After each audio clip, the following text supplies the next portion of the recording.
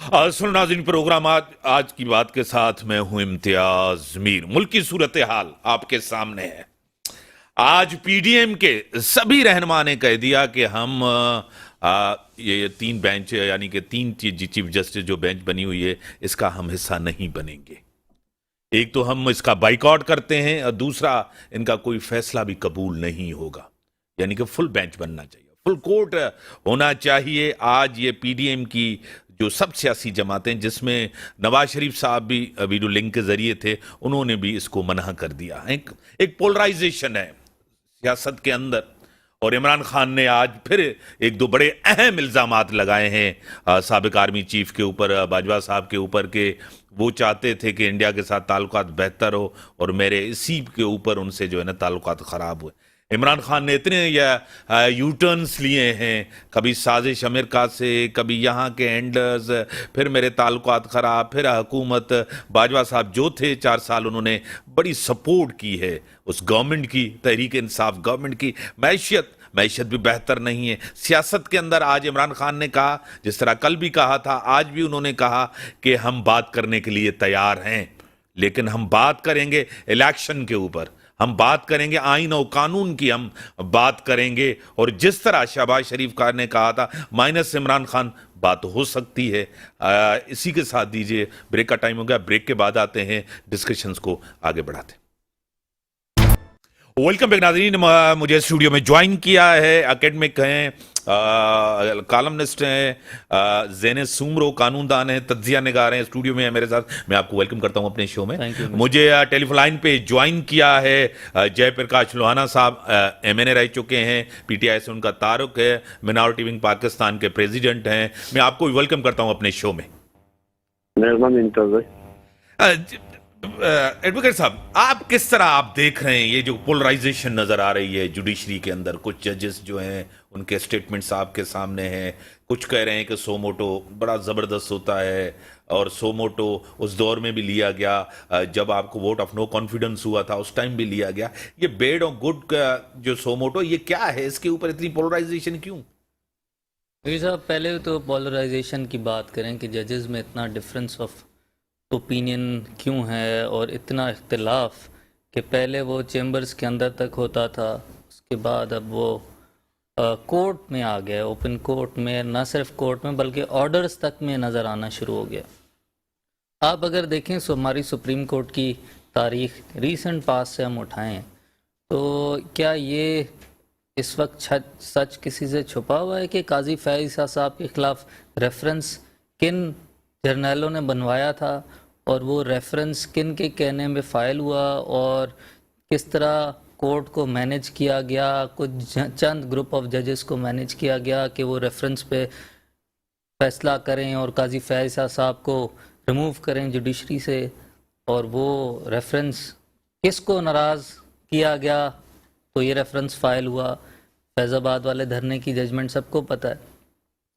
उसके बाद शौकत सिद्दीकी साहब जो एक जज थे इस्लामाबाद हाई कोर्ट के, उन्होंने ख़ुद बताया कि किस तरह बेंच मैनेज हो रहा है जब वो सिटिंग जज थे, और किस तरह केसेस लगवाए जाते हैं, ये भी सच छुपा हुआ नहीं है। तो जब जजेस को ये पता होगा कि मेरे साथी जजेस बाहर की कुव्वतों से मैनेज हो रहे हैं, तो फिर जब उनका वक्त आएगा तो वो भी ज़ाहिरी बात है अपनी एग्रेशन दिखाएंगे, अपनी नाराज़गी दिखाएंगे, और ऑब्वियसली सुप्रीम कोर्ट में एक फूट पड़ेगी। कॉन्डक्ट जो है वो कभी भी छुपता नहीं है। कॉन्डक्ट हमेशा जो आवाम को, लोगों को, जनरल पब्लिक को पता होता है, और उसके हमें बहुत जल्दी नताइज पब्लिक में इस पोलराइजेशन की शक्ल में और इस डिसअपॉइंटमेंट की शक्ल में सुप्रीम कोर्ट, मैं समझता हूँ, अपना मजाक उड़वा रही है, हमें नज़र आएंगे सारे। जहाँ तक सुमोटो की बात है, अब यही पोलराइजेशन, इसको हम कनेक्ट करते हैं कि ये किसी एक जगह पे तो इसको सर निकालना था और उसको ब्रेक थ्रू करना था, वो हुआ सुमोटो के टाइम पे। अब सुमोटो का मसला जो है वो बड़ा इतना कॉम्प्लेक्स नहीं है जितना बनाया गया है। सुमोटो एक जुरिस्डिक्शन है अंडर आर्टिकल 184(3), जिसमें ये कहा गया है कि सुप्रीम कोर्ट जब भी फंडामेंटल राइट्स के वायलेशन होगी तो कोई सो मोटो ले सकती है और उस पर ऑर्डर पास कर सकती है। अब वहाँ लफ्ज़ चीफ जस्टिस का यूज़ नहीं हुआ वहाँ लफ्ज़ यूज़ हुआ है सुप्रीम कोर्ट। तो सुप्रीम कोर्ट का मतलब तो सारे जजेस हुए, एक जज तो नहीं हुआ। तो ये जो गुड सुमोटो बैड सुमोटो की बात कनेक्ट की जा रही है, वो कनेक्ट की जा रही है जो वोट ऑफ नो कॉन्फिडेंस को आर्टिकल 5 की बेसिस पे रिजेक्ट किया गया था कासिम सूरी साहब की तरफ से रूलिंग पे। तो एक सुमोटो लिया गया था सुप्रीम कोर्ट की तरफ से। अब पीटीआई वाले हजरात वो सब ये कह रहे हैं कि ये सुमोटो वो सही था, उसके बेसिस पे पीडीएम की गवर्नमेंट बनी, तो बाकी सुमोटोस गलत क्यों? ये एक बहुत गलत एनालॉजी वो ड्रॉ कर रहे हैं।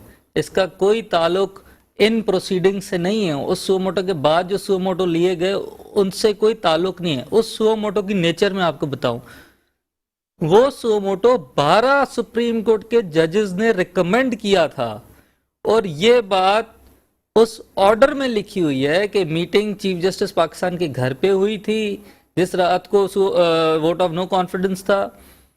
उस दर 12 जजेस ने रिकमेंड किया, ऑलमोस्ट ऑल ऑफ द जजेस ऑफ सुप्रीम कोर्ट, कि ये सुमोटो लिया जाए, और उसके बाद ये सुमोटो लिया जा रहा है। दिस इज कलेक्टिव विजडम, और यही स्पिरिट है। ऑब्वियसली सुमोटो की अगर पावर्स एक बंदा एक्सरसाइज कर रहा है तो काफी बार वो गलत होगी और कुछ बार सही भी होगी।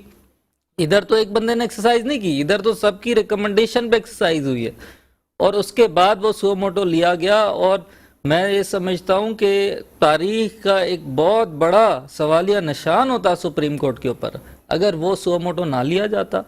और इस तरीके से आइन को रौंदा जा रहा था पीटीआई गवर्नमेंट की तरफ से, आर्टिकल 5 की बेसिस पे vote of no confidence reject करना एक मजाक था, and it called for a suo motu itself.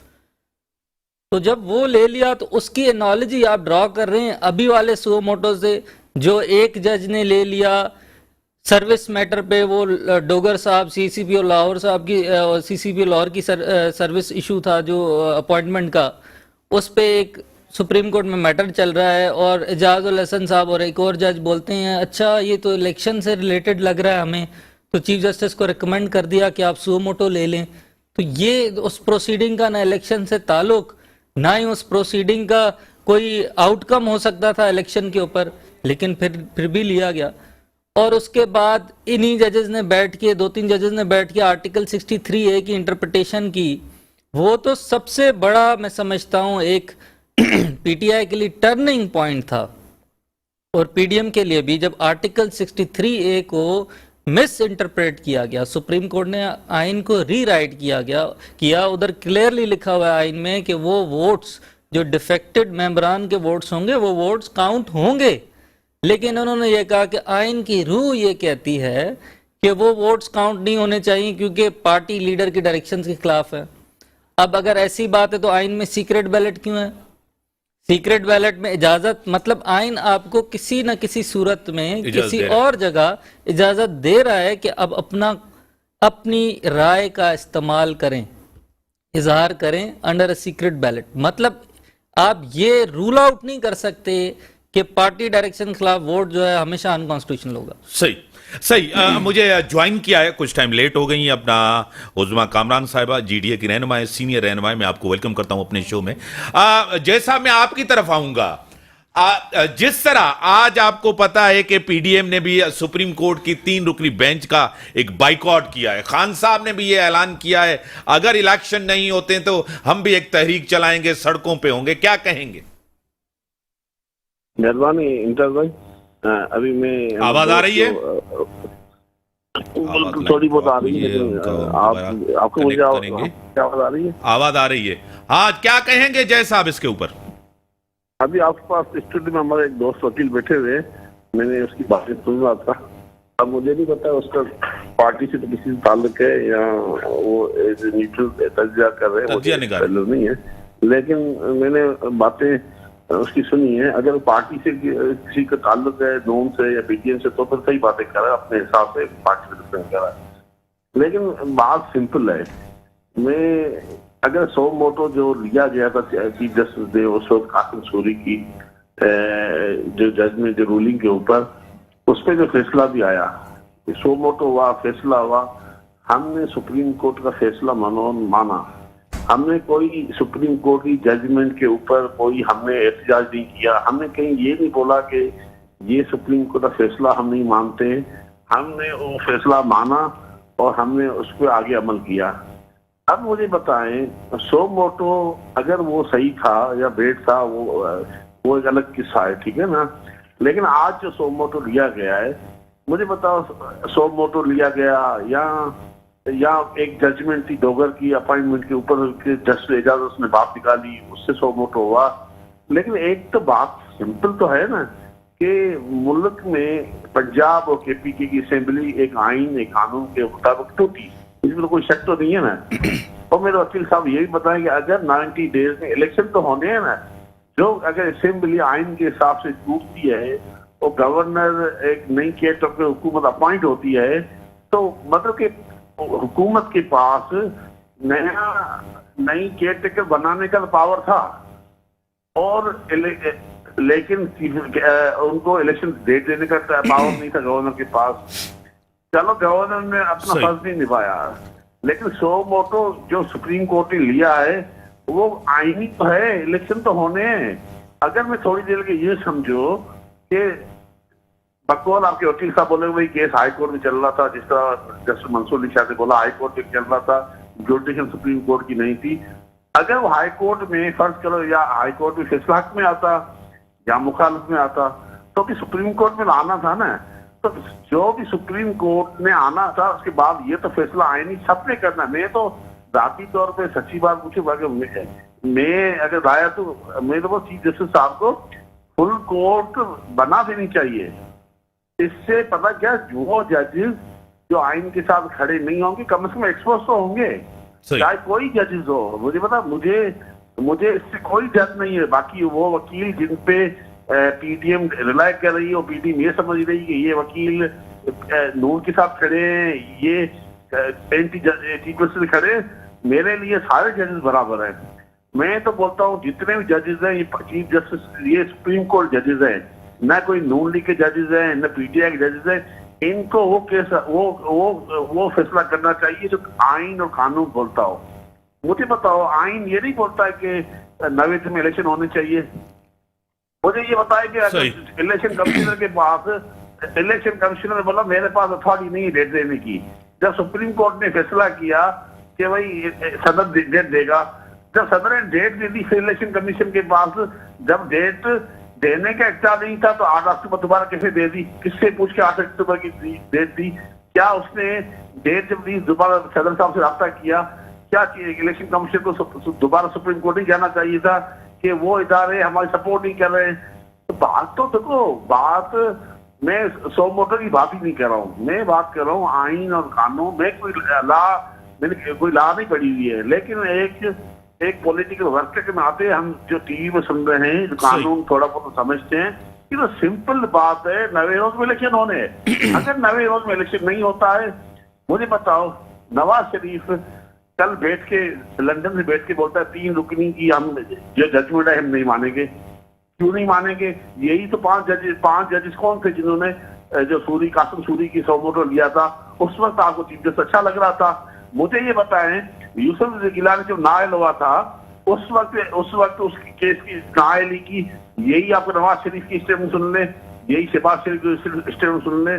उस वक्त तो ये नवाज शरीफ खुद बोल रहा था आप उतरो सीट से, उतरो फिर अपील में जाओ। आज इन्होंने मुझे बताओ, इन्होंने लेजिस्लेशन की है।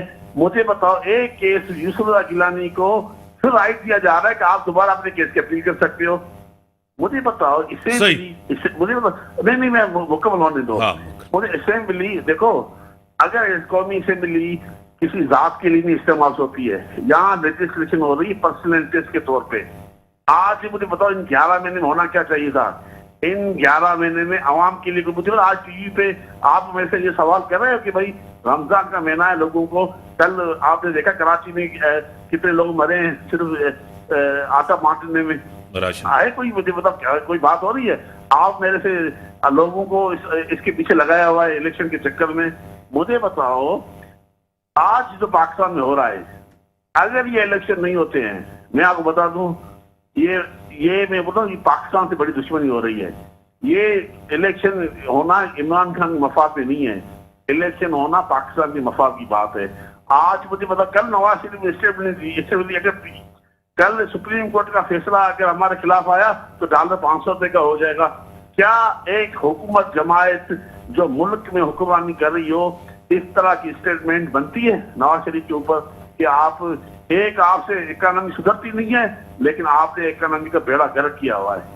मुझे सही। तो हैरत होती मैं आता हूं आपकी हैरत तरफ। होती। हाँ, मैं आता हूं आपकी तरफ। मैडम, आप क्या कहेंगी? मुल्क के अंदर आपको पता है मैशियत के ऊपर कोई तवज्जो नहीं है, हालात के ऊपर, गवर्नेंस के ऊपर कोई तवज्जो नहीं है, रमजान का महंगाई है, बेरोजगारी है, सबको पड़ी है, इलेक्शन कब होगा, सोमोटो हो या नहीं हो, जिस तरह कानून साजी हुई, आप क्या कहेंगी? भाई, हकीकत है मुल्क के हालात इस वक्त बहुत नासाज हैं और बड़े कहते हैं दर्दनाक हालात से हम सब गुजर रहे हैं। मुल्क में रहते हैं, मुल्क का हिस्सा हैं। तो इस वक्त देखिए, सोमोटो की बात कहूँगी तो जब सोमोटो पीडीएम के हक में आता है तो कहा जाता है सोमोटो ठीक है, जब उनके खिलाफ जाता है तो कहते हैं नहीं। तो इसका यही हल है ना कि 90 दिन में इलेक्शन हो जाए, क्योंकि कानून की पासदारी करना, चाहे वो पीटीआई हो, चाहे वो नून लीग हो, चाहे वो कोई भी जमात हो, सबका फ़र्ज़ है। तो आप कानून की पासदारी करें। और हकीकत है इस वक्त मुल्क की जो सूरत हाल है वो 90 दिन में इलेक्शन हो जाने चाहिए, ये बेहतर सूरत हाल बनेगी इससे। तो इसमें कोई खौफ की बात नहीं है, भागने की बात नहीं है। जो गलत होगा वो भी इस इलेक्शन में सामने आ जाएगा, जो गलत नहीं होगा वो भी सामने आ जाएगा। तो मेरे ख्याल से तो इलेक्शन ही इस चीज़ के लिए बेहतर राय सर, है। एडवोकेट साहब, आपकी तरफ आऊंगा। एक तो 90 दिन के इलेक्शन के ऊपर जिस तरह एम्फसाइज भी कर रहे हैं, आइन भी कहता है 90 दिन के इलेक्शन के ऊपर। एक तो 90 दिन का इलेक्शन का जो सोमोटो लिया गया वो भी आपके सामने है, दूसरी हुकूमत ने कानून साजी भी की है। दोनों चीजों के ऊपर एक बड़ी तनकीद हो रही है तहरीक इंसाफ करी, क्या कहेंगे? देखिए, पहले 90 दिन की बात कर रहे हैं, मेरे भाई ने बात की कि 90 दिन में तो होनी है। मैं आपको लिख के दे दूं, अगर फुल बेंच बनेगी तो एक भी जज इस चीज़ से इख्तलाफ नहीं करेगा कि 90 दिन में इलेक्शन नहीं होनी, और फैसला फिर भी यही आना है।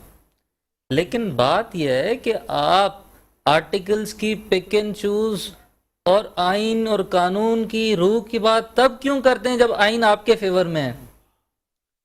आर्टिकल 184(3) पे एक सो मोटो जुरिडिक्शन में एक सो मोटो नोटिस लिया जाए और उसके फैसले की कोई अपील ही ना हो, इस रूह जमीन पे किसी जगह अपील ना हो, ये कौन से दुनिया के कानून में होता है? अपील तो होती है ना। अब नेशनल असेंबली ने एक लेजिस्लेशन के थ्रू उसमें अपील दी है, तो मैं तो बड़ा हैरान हूंगा अगर इस लेजिस्लेशन को कोई स्ट्राइक डाउन करेगा। क्योंकि अब देख लें, देखिए आर्टिकल 63A पे जो इनकी गवर्नमेंट बनी पंजाब में, जिसकी डिस्टॉर्टेड इंटरप्रिटेशन की वजह से इनकी गवर्नमेंट बनी है पंजाब में, उसके बाद एक रिव्यू पेंडिंग है। अपील को तो चलें इजाजत नहीं है, एक रिव्यू पेंडिंग है सुप्रीम कोर्ट में। सुप्रीम कोर्ट उस रिव्यू को क्यों नहीं फिक्स कर रही? उस रिव्यू को अगर सुना जाएगा और फुल बेंच बनेगा, ये मैं आपके प्रोग्राम में कमिटमेंट से कह रहा हूं कि आर्टिकल 63A की जजमेंट पे रिव्यू अगर सुना जाए और फुल बेंच बने, वो जजमेंट रिवर्स हो जाएगी। कोर्ट ये डिसाइड करेगी कि इन 25 डिफेक्टेड मेंबर्स जो पीटीआई के थे, जिन्होंने पीडीएम के हक में वोट डाला था पंजाब में, ये डिसीजन आएगा सुप्रीम कोर्ट से कि इनका वोट काउंट होगा और इनकी गवर्नमेंट भी रिवर्स हो जाएगी, इनकी सारी चीजें रिवर्स हो जाएगी और पीडीएम गवर्नमेंट वापस इफेक्चुएट हो जाएगी। हमजा शहबाज सीएम होंगे उसके बाद। वो रिव्यू लगाया ही नहीं जा रहा क्योंकि ये ऐसा कानून है जिसमें कोई अपील का हक ही नहीं है किसी को। तो ये एक अंधा कानून था और सुप्रीम कोर्ट ने हर जगह पे ये डिसाइड किया है कि फेडरल गवर्नमेंट का मतलब ये नहीं है prime minister, it means complete cabinet. और प्रोविंशियल गवर्नमेंट का ये मतलब नहीं है कि chief minister, it means complete cabinet. तो सुप्रीम कोर्ट का मतलब चीफ जस्टिस कैसे हो गया भाई? आखिर कोई आपको सेल्फ अकाउंटेबिलिटी भी तो करनी है, कोई अपनी इंटेग्रिटी भी तो चाहिए अपना फैसला इन्फोर्स करवाने के लिए। मैं बड़े अफसोस से कहता हूं कि साकिब निसार साहब के टाइम पे, गुलजार साहब के टाइम पे, जब सो मोटोज लिए जाते थे समोसों के रेट्स पे, दूध के रेट पे, डैम फंड बनाने पे, जब सो मोटोज और हॉस्पिटल्स पे छापे मारे जाते थे, तो चीफ जस्टिस के साथ उस टाइम एजाजुल हसन साहब सुप्रीम कोर्ट के मुअज़्ज़िज़ जज हैं, वो पीछे खड़े होते थे हॉस्पिटल के छापों में। क्या किसी जज को जेब देता है आर्टिकल 184(3) की जुरिडिक्शन में? मैं उन वकला से पूछता हूं जो वकला सारे पीटीआई के सपोर्टर्स हैं और आज आइन और कानून के बड़े पासदार और अरस्तू बने हुए हैं, जब आर्टिकल 5 के बेस पे वोट ऑफ नो कॉन्फिडेंस जो एज पर लॉ थी उसको रिजेक्ट किया जा रहा था, तो ये इन्होंने सबने आंखें बंद कर ली थी।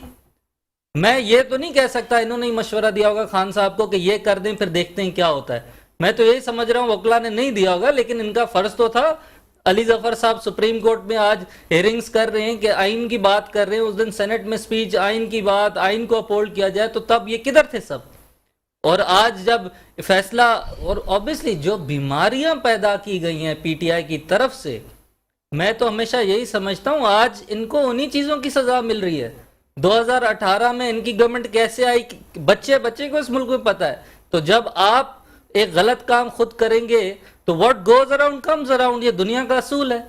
आज आपको देखना पड़ रहा है। नवाज शरीफ साहब को आपने निकलवाया एस्टेब्लिशमेंट के साथ मिलके, उन्होंने एस्टेब्लिशमेंट के साथ मिलके आपको निकलवा दिया। अब आप क्यों रो रहे हैं? ठीक है, ब्रेक का टाइम होगा नाज़रीन, ब्रेक का टाइम हो गया। मेरे साथ टेलीफोन लाइन पे रहें जय साहब, आपका पॉइंट ऑफ व्यू जरूर मैं लूंगा। ब्रेक का टाइम, ब्रेक के बाद आते हैं। वेलकम बैक नाज़रीन। जिस तरह हालात है आपके सामने, जिस तरह कानून साजी हुई आपके सामने, कुछ जजेस का जिस तरह मतलब तनकीद भी हो रही है उनके ऊपर, और कुछ जजेस जो है ना उस बेंच से अपने आप को अलग भी करते हैं। मंदोखिल साहब हो, जस्टिस मंसूर साहब हो, और जिस तरह आप दीद हो गए चीफ जस्टिस साहब, जज्बाती हो गए सुप्रीम कोर्ट के ऊपर, ये भी आपको पता है। दूसरी तरफ खान साहब कह रहे हैं कि मैं जुडिशरी के साथ हूँ, आइन के साथ हूँ। जैसा आइनी ये चीज़ें तो डिस्कस होती रहती हैं। एक आपने जो है ना दो बंदों की एक कमेटी भी बनाई हुई है कि ये बात करे, यानी कि पीडीएम से जैसे शामुल कुरैशी साहब हैं, परवेज इलाही साहब हैं, इस क्राइसिस से निकला जाए। क्या कहेंगे जी जय साहब? आवाज आ रही है? लाइन पे नहीं मैडम। जिस तरह के हालात हैं आपके सामने, हर कोई अपनी सियासत को देख रहा है, इक्तदार को देख रहा है, कुर्सी को देखता है, मैं किस तरह पावर में जाऊं। जो पावर में वो कहते हैं हम इस पावर को किस तरह कंटिन्यू करें, क्या कहेंगे?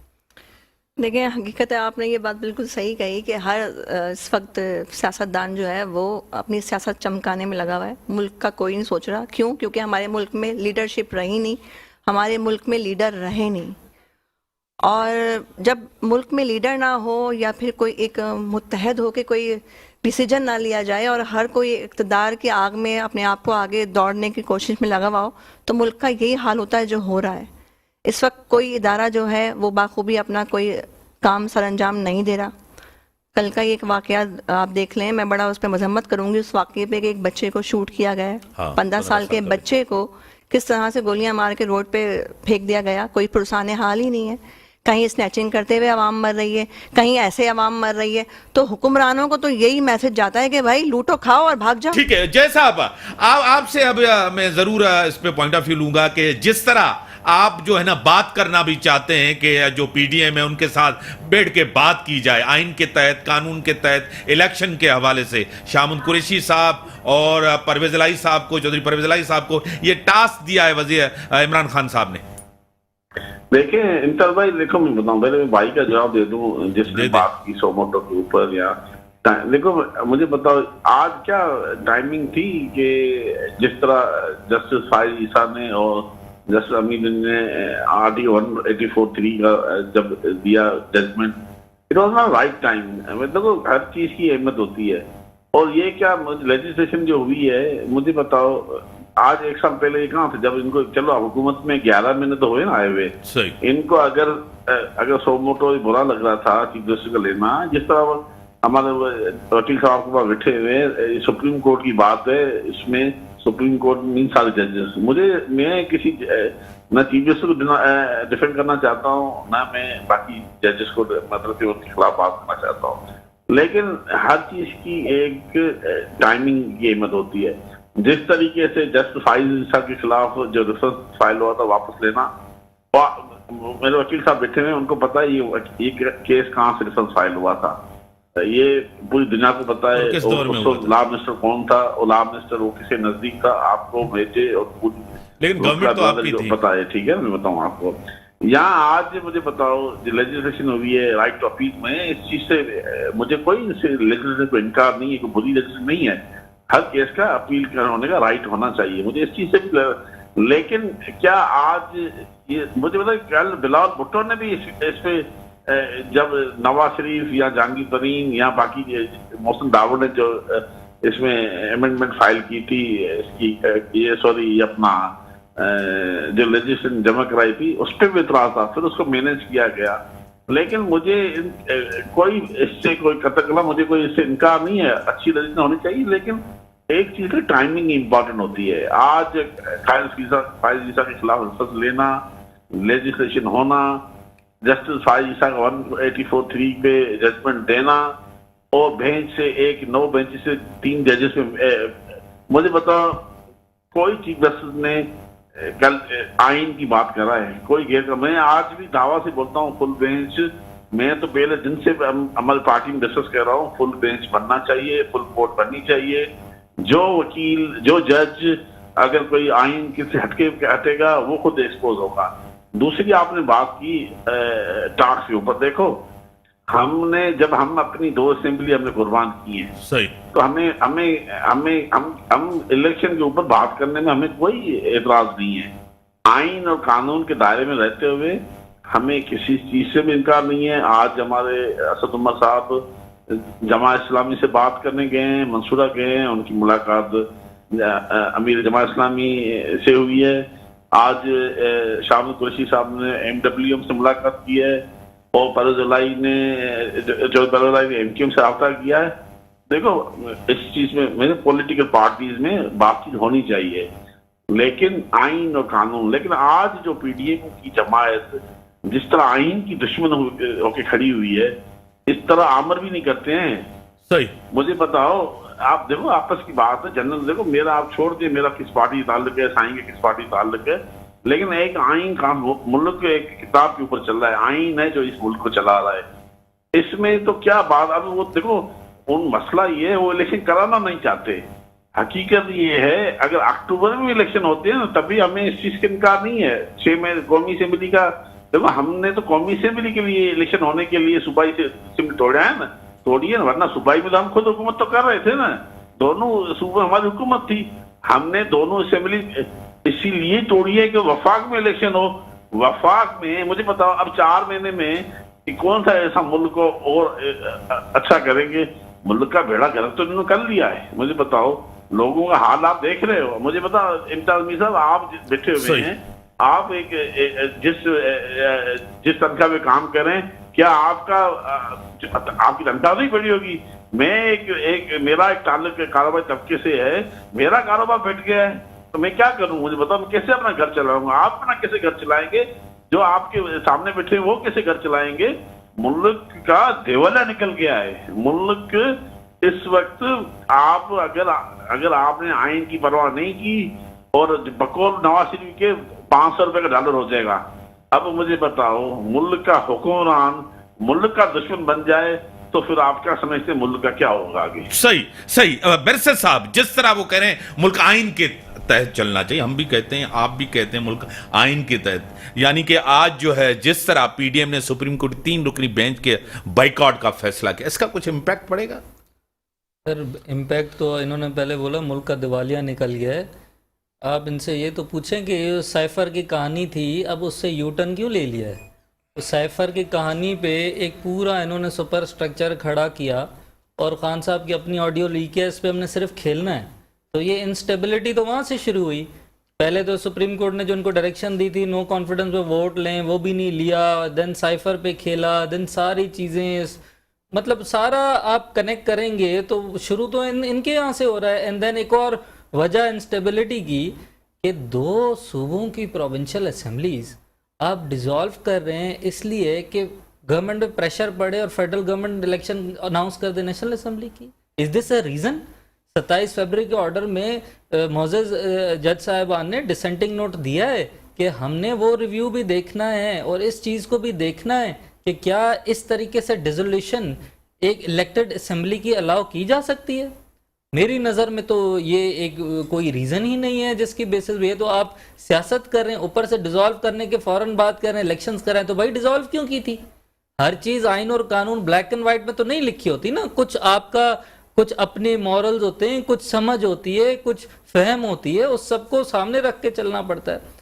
अभी पीडीएम की जो बात है, आप देखें वो 9 मेंबर्स का एक बेंच बना, 9 में से 2 गए, 7 जजेस में से 4 ने फैसला किया।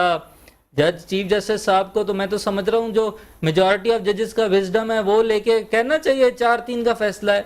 वो ये इंटरप्रिटेशन, एक सवाल उठ गया है कि 4-3 का है, 3-2 का फैसला है, तो इंटरप्रिटेशन वो लें जो मेजॉरिटी ऑफ जजेस के साथ जाती है। वो ये क्यों ही लेना चाहते हैं इंटरप्रिटेशन कि नहीं जी ये 3-2 का फैसला है और जो हमने डिसाइड किया है एक सर्टन पार्टी के फेवर में वो ही कबूल है, और मेजॉरिटी ऑफ जजेस के विजडम को वो इग्नोर कर रहे हैं। और उसके बाद 2 और जजेस ने जिस तरीके से रिक्यूज किया कोर्ट में, वो हमारे लिए क्या शर्मनाक नहीं है?